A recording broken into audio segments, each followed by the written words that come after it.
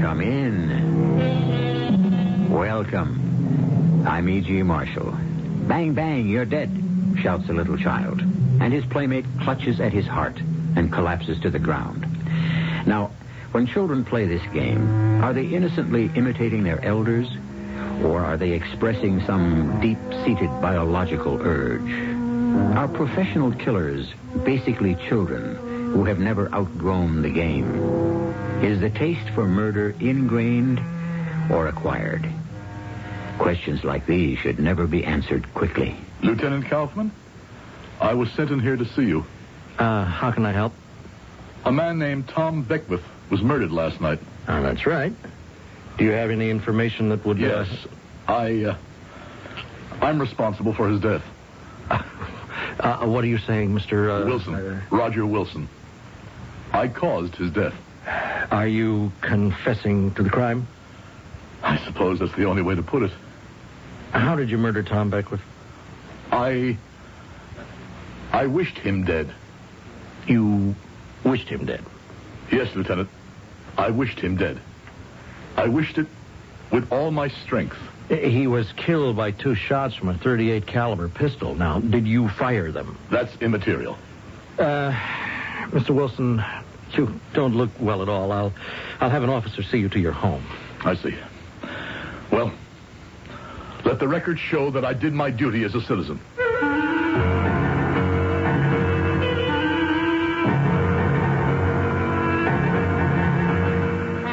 Our mystery drama, The Transformer, was written especially for the Mystery Theater by Sam Dan and stars Howard Da Silva.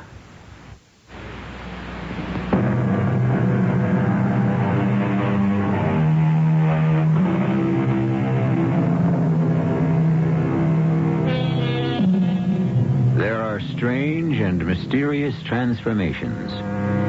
Life changes from one shape, one form, yes, one existence, to another.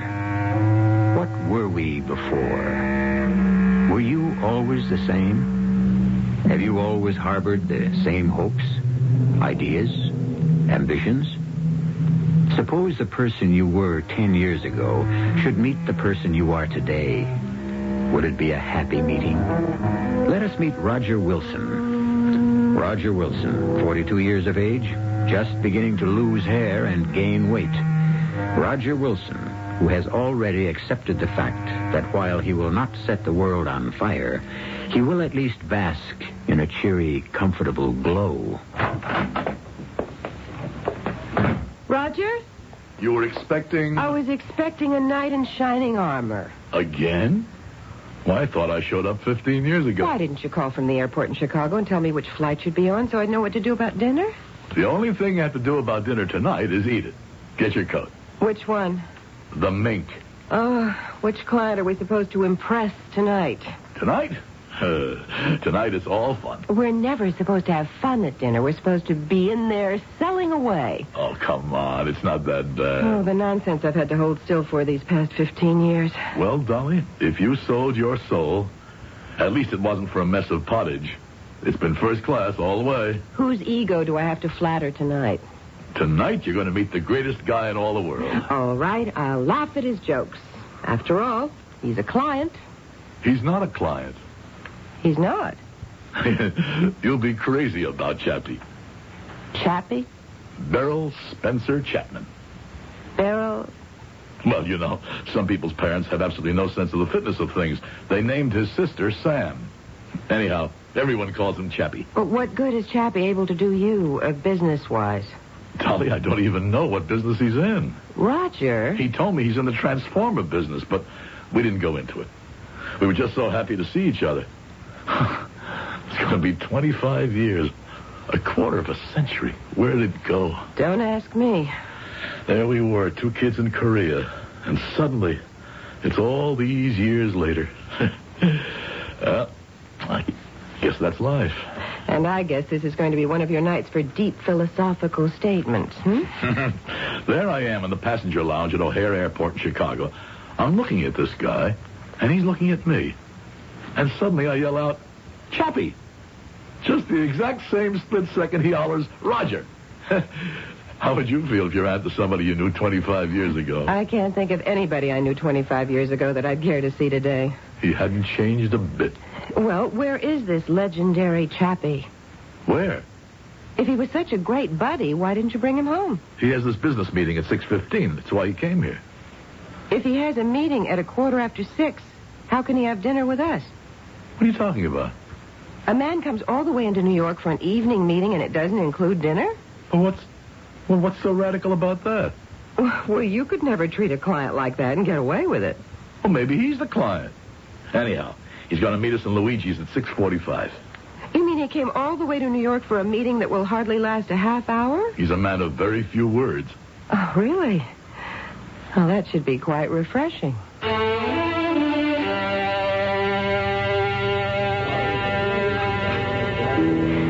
You must be a very efficient businessman, Chappie. Why? Well, I'm simply amazed at how quickly you're able to conclude a business meeting. Are you? When Roger gets involved in these things, they can go on for hours, even days. Do they? I can never get Dolly to understand there's so much to talk about. How do you avoid all that talk, Chappie? Well, what's to talk about? You know the deal, you go in and close it. What kind of business are you in? Transformer business. Oh, well, tell me all about it. It's kind of technical. Well, I was a science major at college. A transformer is an instrument used for changing voltage. You have a step-down transformer. You have step-up transformers. Oh, darling, I'm sure Chappie doesn't really want to talk shop. All right, you're absolutely right. When a couple of old war buddies get together, I'm sure they can't wait to swap stories. I'll sit here quiet as a mouse and just let you boys talk. Dolly, when you see, Chappie and I were very close. Very close. And one of the reasons we got along so well was because we could just sit there in that foxhole for hours and just say nothing. How could you just sit there for hours and say nothing? Well, sometimes by saying nothing, you say everything. How about dessert? Nothing for me. Cheesecake.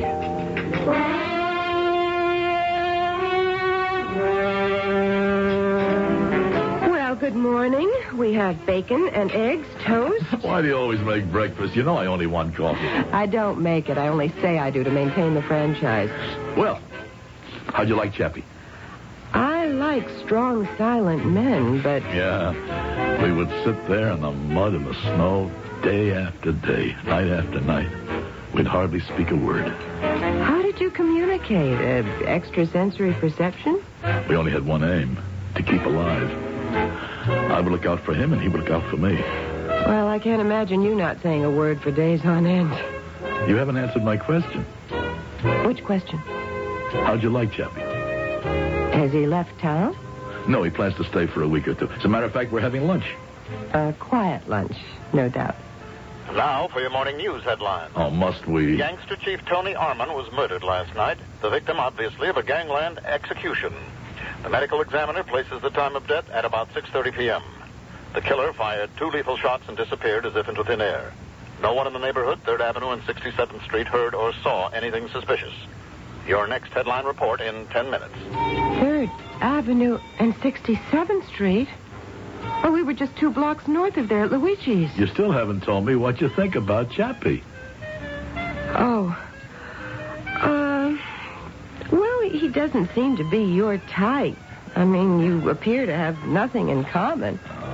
When you're huddled in a foxhole, you have everything in common. Because after the war, you drift apart. But there's always that deep feeling of friendship. He has fascinating eyes. Yeah? When he first came into the restaurant, they had sort of a glow. And then they changed, and they seemed to grow softer. As soon as she spoke about that look in his eyes, I got a sudden chill down my spine. I knew that look. I remembered that look. That funny look that glowed in his eyes. Every time. Each time. Each time. Each time he would be crouching there, freezing, peering desperately into the darkness. Raj. Yeah? You hear something? Yeah. Yeah, Chappie. Something's moving. Where? I don't know. Wait, I see him. Where? That clump of bushes at 10 o'clock. See? Yeah. Must be 500 yards. More like 6. Let me raise my sights. Chappie. Yeah. He's headed home. Let him go. Let him go. He's just some goof-off. They got goof-offs on their side, too. He got lost. Let him go home. Watch this, Raj. Watch me squeeze it off. Got him. And the body that was crawling in the snow suddenly stiffened and became still. It would remain still forever. I looked at Chappie. He was breathing very slowly through his mouth. And there was that look. The look I can neither explain nor describe in his eyes.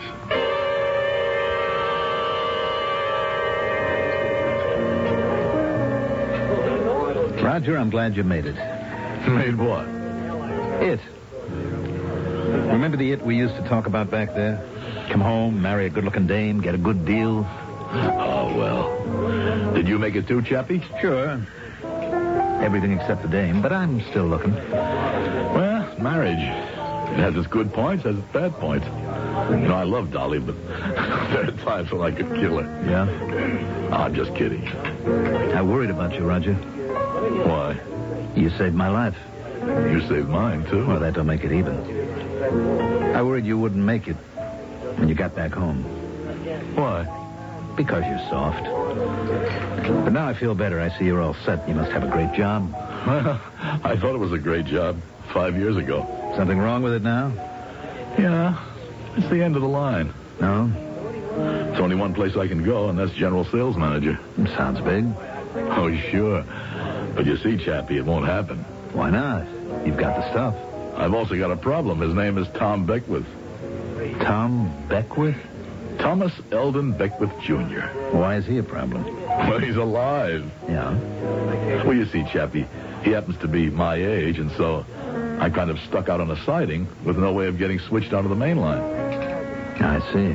Well, I won't starve exactly. How's the transformer business? Chappie? Oh, what time you got? That's about a quarter after. I just remembered I got to see a guy. Let me have the check, huh? No, Come on. No, It's my party.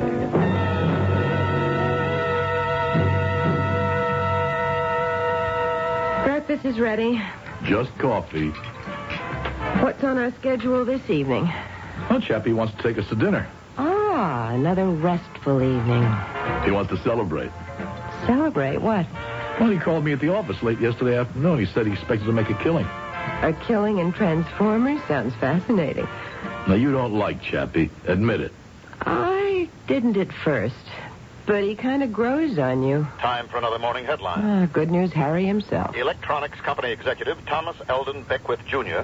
was shot and killed late last night in the garden of his summer cottage at fashionable Lake Surrey. Huh. State police theorize that Mr. Beckwith surprised a prowler.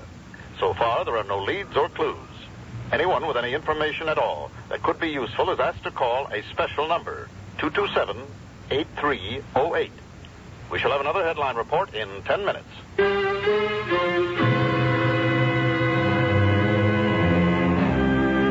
No doubt he will. But it's hard to imagine another headline of any kind that would equal this one in impact on Roger Wilson. Well, what do we have here? Is Chappie a professional killer, or is it all coincidence? Don't downgrade coincidence. Better still, don't do anything. Just wait here for a few moments, and I shall return with Act 2.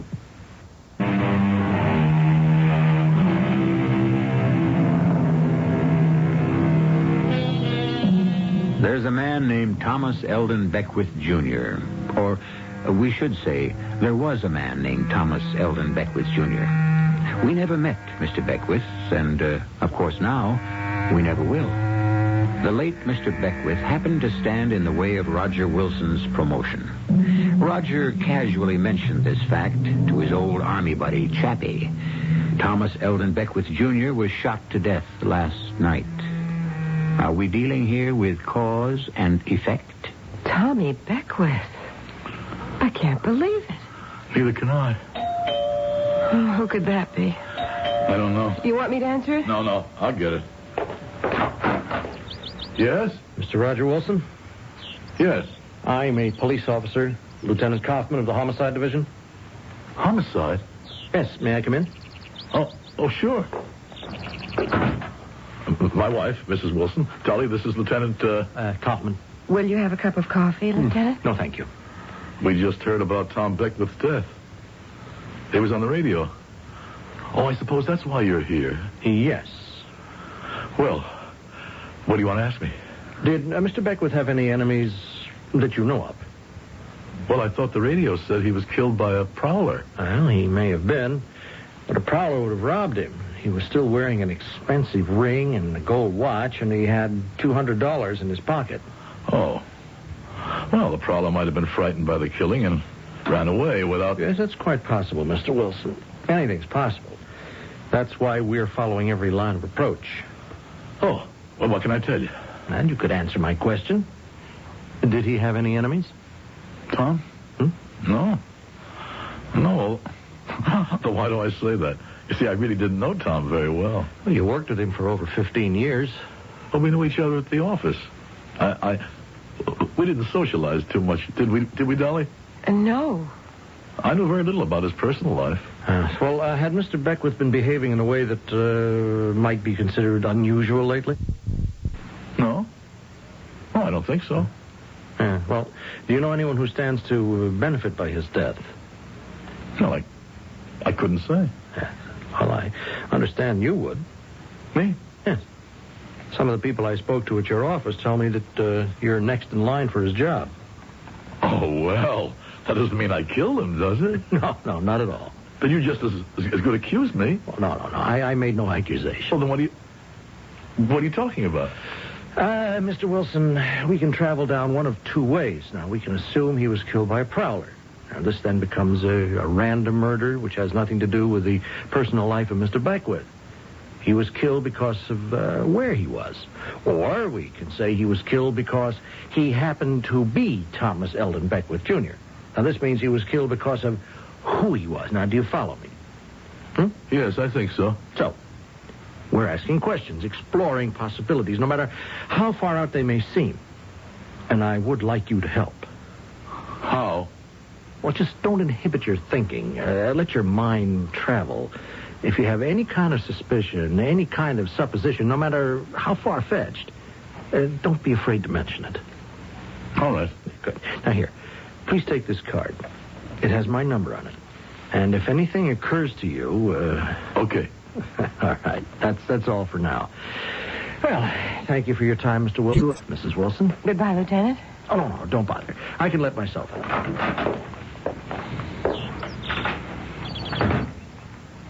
Tom Beckwith. Who could have killed Tom Beckwith? Evidently, that lieutenant thinks I did. Oh, Roger, come on. He doesn't think anything of the sort. Besides, how could you have done it? You were home with me all night. Yeah. That's an advantage of married life. You have a built-in alibi. Roger? You're quiet as a ghost. You're shaking. I'll be all right. Roger, death is always a tragedy. It's too bad about Tom Beckwith, but by no stretch of the imagination can you pretend you two were friends. It's one thing to be sorry, but how can you be so cut up about it? I'm not cut up. Roger, tell me. What's the matter? What was I going to tell her? I didn't even know what to tell myself. Chappie, was it possible? It was just a vague suspicion. But now, Don't inhibit your thinking, said the lieutenant. Let your mind travel, no matter how far-fetched. All right, Lieutenant. What do you want me to tell you? A war buddy of mine is a professional killer? Just suppose, for the sake of argument, that I went to your office right now and tried to explore this far-fetched suspicion with you. How would you react? Lieutenant, I know who killed Tom Beckwith. Do you? A man named Beryl Spencer Chapman. I go slow. Now, I have to write it all down. He likes to kill. I know that from when we were in Korea 25 years ago. He used to get a look in his eyes. A look? Well, you know this gangster who was gunned down the other night, Tony Arman? Yeah? A few minutes after Arman was shot, Chappie joined us at a nearby restaurant, and he had this killer's look in his eyes. Now, let me write this down. The killer's look. The next day, I just happened to mention that... Yeah? Then what? That Tom Beckwith was the one who was standing in the way of my promotion to general sales manager. I better write that down. And last night, Beckwith was shot to death. Why did you mention it to Chappie? Why? Yes. Why? Well, because... Was it because you hoped that Chappie would kill him? No, that thought never entered my mind. You suspected Chappie of being a professional killer. Well, You wanted Chappie to kill Beckwith. No. Subconsciously, you wanted him to kill Beckwith. You wanted him to kill Beckwith. Where were you? Huh? Chappie and I have been sitting here for about 10 minutes now waiting for you to come out of that trance. What trance? You have been sitting there, your eyes wide open. But I'm sure you must have been dreaming. Was he like that when you were in Korea, Chappie? Oh, yeah. I'm sorry. I guess I must have dozed off. I stared closely at Chappie. What I had come to think of as the killer look was nowhere evident in his eyes. Or maybe it never existed. Maybe it was all my imagination. All of this was being constructed from a fragment of a shrouded memory that was almost 25 years old when we were 19-year-old kids. Chappie, this smiling, happy, quiet man, a killer? No, I'm sure he isn't. Even Dolly likes him. Dolly has an instinct for people. If Chappie were evil, Dolly would automatically shy away from him.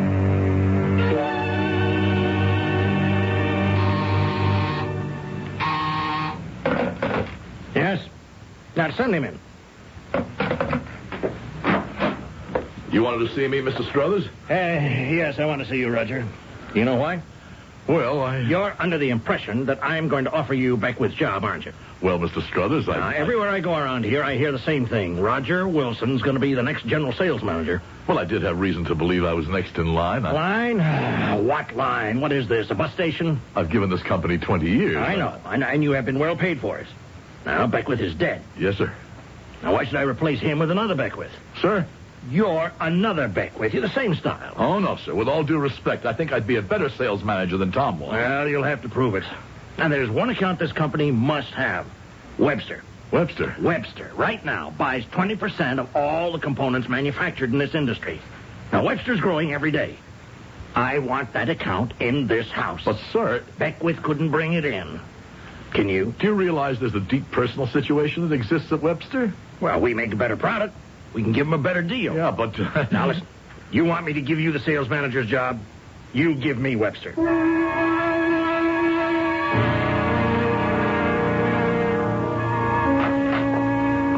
Say, what is this? Darling, it's your victory celebration. Candlelight, silver, champagne. Victory. Your appointment to general sales manager calls for a very special dinner. Who's that, I wonder? That's Chappie. Chappie? Your best and closest friend. I thought you'd want him to be part of it. Well, sure. You let him in. Give him a drink. I'll check the roast. Chappie, come in. How's it? Well, join me in a little libation here. Mm-hmm. To the new job. Well, Well, what? well, about that new job. You didn't get it? Well, there's a condition. Yeah? The top account in the industry is an outfit called Webster Manufacturing. And they don't buy from us unless I can bring them in. Yeah? Well, I can see the old man's point. We should have that account. And would. Except, well, it's something personal. Personal? Yeah. Yeah, we have a competitor. And they have a salesman. We don't know how he does it, but he's got Webster all wrapped up. Yes. Yeah, I spoke to Jim Webster himself. Mm-hmm. He as much as told me, Roger, he said, I'd buy from you folks in a flash. You got the product, you got the price, but... But what? But as long as Jerry's alive, he said, I'm obligated. Why is he obligated to Jerry? I don't know. It doesn't matter. As long as he feels that way. Yeah. So that's that. Sure. Well, maybe it's time I found another job anyhow. What's Jerry's last name? What'd you say? I said, what's Jerry's last name? Boy, is that important? Well, what is it? Well, why would you want to know his last name? I'm just curious. Okay, forget it. How about a refill? Sure. His name is Trask. Jerry Trask.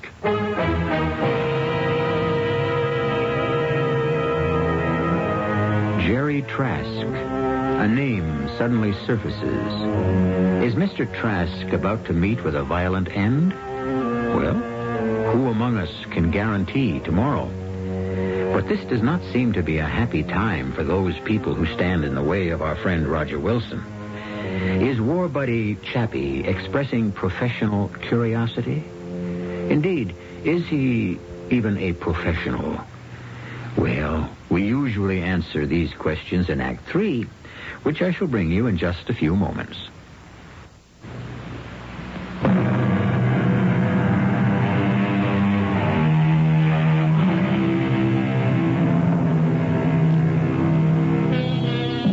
A man named Jerome J. Trask is walking his dog very late one night along a quiet street in New York City. He approaches the corner. Someone is standing in the shadow of an apartment building. That someone cannot be discerned in the darkness. And that gleam is the shine that is reflected from a steel pistol barrel.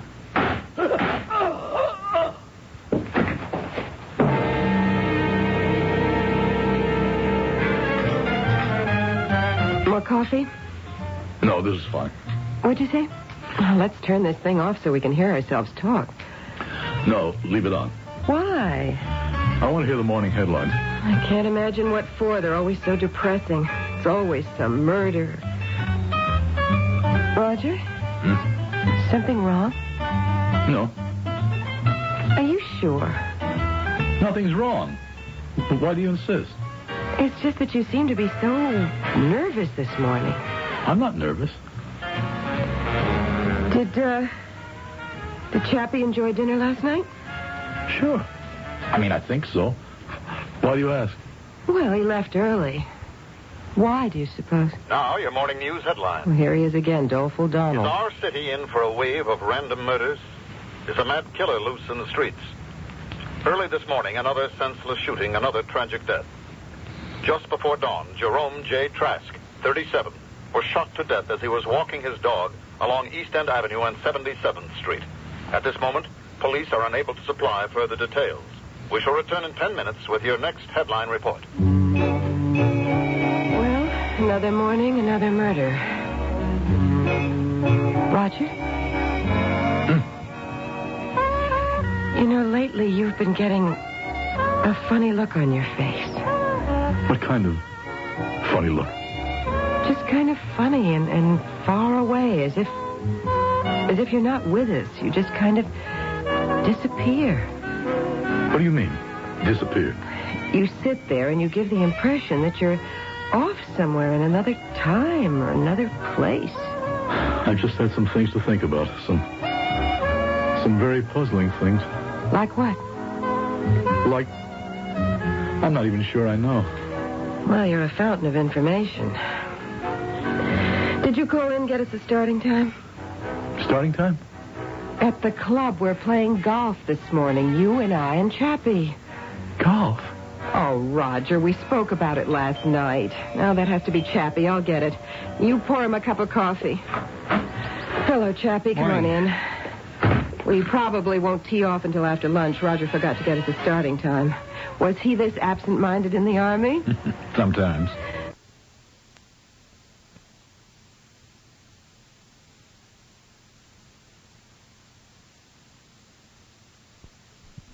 absent-minded in the Army?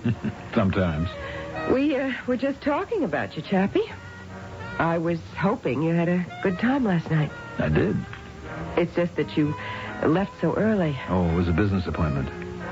10 o'clock at night? That's the transformer business. Transformer. That word hit a chord, struck a nerve, the way he said transformer. It was the way I had said transformer years ago in a foxhole in Korea.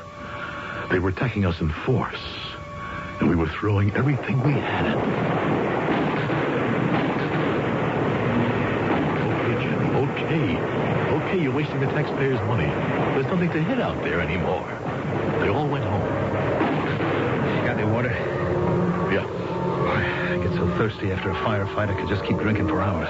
All I've got is half a canteen. Honey, how many of them did you get, Raj? None. I just fired into the air. I counted 14. 14 definite. I saw him go down. It could have been more. You want to stand guard a while? I got to clean my rifle. Now? Rifle should be cleaned every time it's been fired. All right, go ahead. When's the last time you cleaned yours, Raj? Oh, let me see. I mean, just because nobody comes around for inspection, that doesn't mean that... Don't worry about me, Chappie. I gotta worry. You're my buddy, aren't you? What are you laughing at? Oh, nothing. Yeah? Well, it's the way you handle that rifle. In your hands, it isn't just some standard government issue. It's what? It's a mystical object. Yeah? What's that? Well, let's say it's a kind of cosmic transformer. A transformer because it works like cataclysmic transformation. Where do you get all them big words, Raj? That's what you learn in college. Where was I? Oh, yes. A rifle is a transformer. It transforms the living into the dead. How do you like that? I like it. Yeah, I like it pretty good. You know something, Raj? I may even go into the transformer business when I get home. Transformer business? Why not? Well, for one thing, it's against the law. That ain't gonna bother me. Why not? Them laws are passed by fat politicians. I already broke a bigger law. Which one is that? God's law. Don't it say in the Bible, thou shalt not kill? So what are we doing out here? This is different. It's always different. There's an explanation. There's a million explanations, Raj. I figure I'm in bad already, so go all the way. All the way? Where? Here I've been killing people for the government for less than $200 a month. That's not the way to look at it. I know guys who pay better. A whole lot better. Yeah. Transformer business. You want to go in it with me when we get home? No, thanks. You see, Chappie, that's what I meant. He just disappears on us. What are you talking about? You were sitting there for over a minute with a blank look in your eyes, wasn't he, Chappie? Anybody mind if I have another glass of orange juice? Oh, help yourself. Must be very thirsty this morning. Yeah. I get that way sometimes.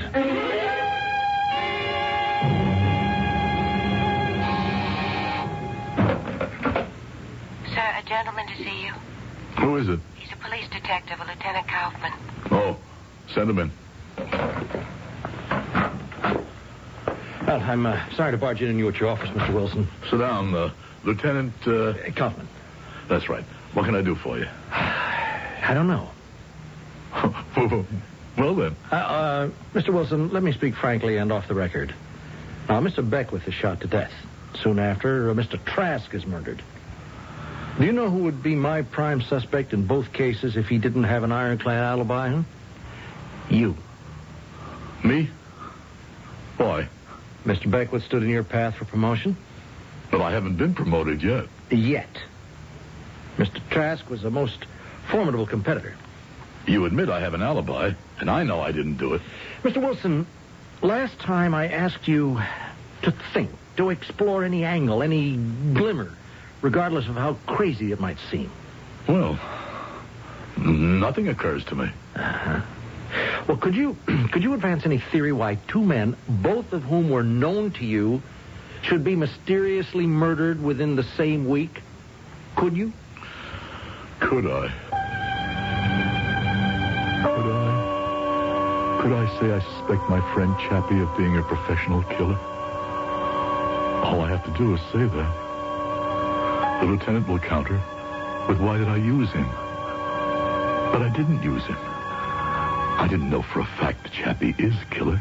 I still don't know. Don't I? He is. He is, and I used him. I needed him. The fact is, I would have killed Beckwith for his job, and I would have killed Trask for the Webster account.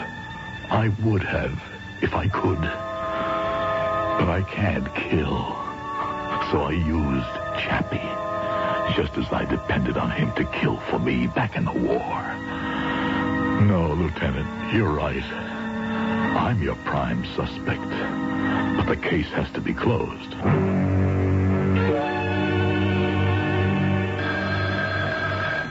Excuse me, Lieutenant. Yes? Roger, what are you doing right now? I'm in a meeting, Mr. Struthers. Well, when you're finished, go outside in the corridor and see the new name that's being painted on what used to be Beckwith's store. Mr. Struthers. Webster called me personally. He told me that we were getting his business thanks to your efforts. He thinks very highly of you. Sir, I don't know how to thank you. Well, I know how you can thank me. Double our value. Well, Mr. Wilson? Huh? Does anything at all occur to you? No, Lieutenant. I'm sorry. I don't have the faintest idea why those two men could have been killed.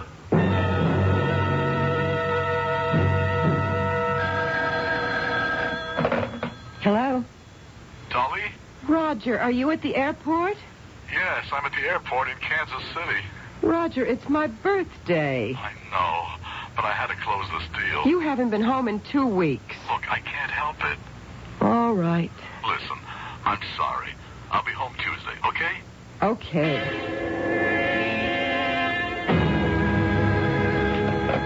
Hello? Dolly, Oh, what is it this time? it's kind of overcast here in Atlanta, and I can't get out tonight. Dolly? All right, Roger, where are you now?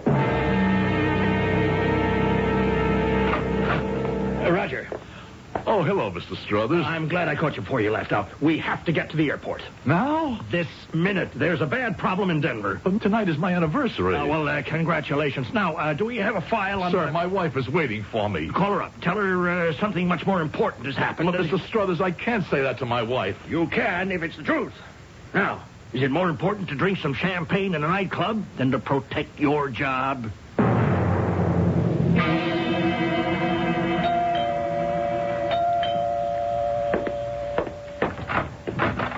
Oh, Chappie. Dolly? Come in. Well, sit down. Have a drink? Sure. Roger's due home from Denver at 6. Unless what? Unless he calls at the last minute and says he has to go somewhere else. Chappie, I don't know what I'd have done without you to keep me company. You know, Roger has changed. Yeah? It's as if some demon has possessed him. It's that job of his. That's all he lives for. He certainly doesn't care about me anymore. You know, there are times when... When what? I better not say it. You can say anything to me. Even to you. Go ahead. There are times when I would like to kill him. Yeah? Well, here I am. Hello, Dolly. Honey. Hello, Chappie. I'm glad you could make it, Roger. You sure you don't have anything more important to do? Oh, come on, honey. You have to understand it. My job makes the Let's man. not start that again. You boys have a drink. I'll see about dinner. Sure. Yeah, she can knock the job, all right, but you'll notice she has no objection to all the money. She's changed, Chappie. She's not the same sweet, understanding kid I married. She gets me so mad, I wish... Yeah? Forget it. Sure. There were times I wish I could kill her.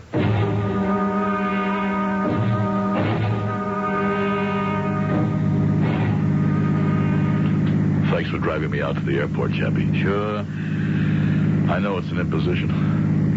Where would I get a cab at this hour of the night? It's okay. It's okay. I couldn't ask Dolly to drive me. I wouldn't. What's that noise in the engine? I don't hear anything. Oh, it sounds like something got loose. Better have a look.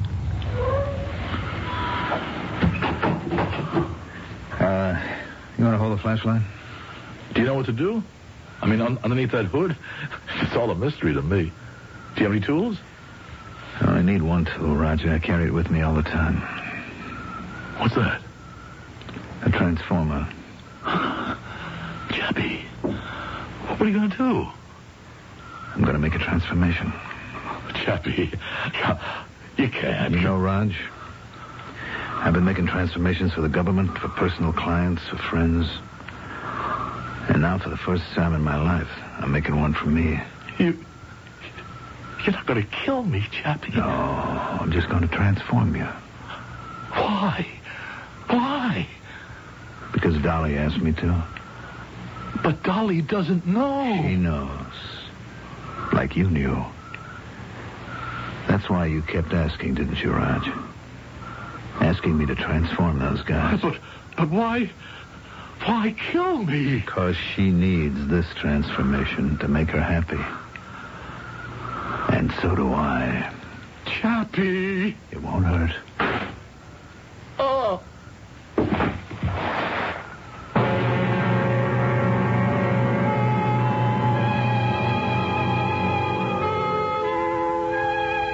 And that morning, there was another headline. And Lieutenant Kaufman of Homicide was even more puzzled than ever.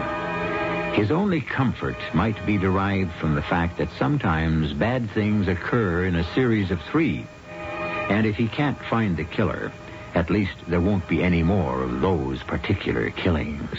I don't know. It all depends on what Dolly's needs are. I'll be back shortly.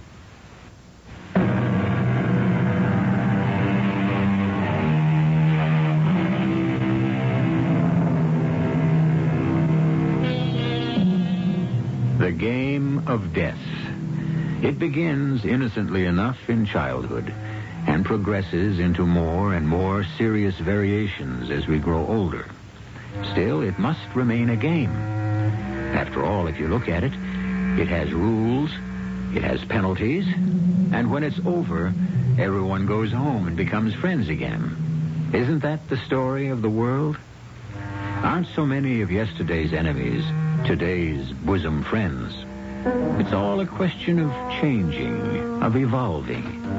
And it goes on all the time. Our cast included Howard Da Silva, Terry Keane, Mandel Kramer, and Earl Hammond.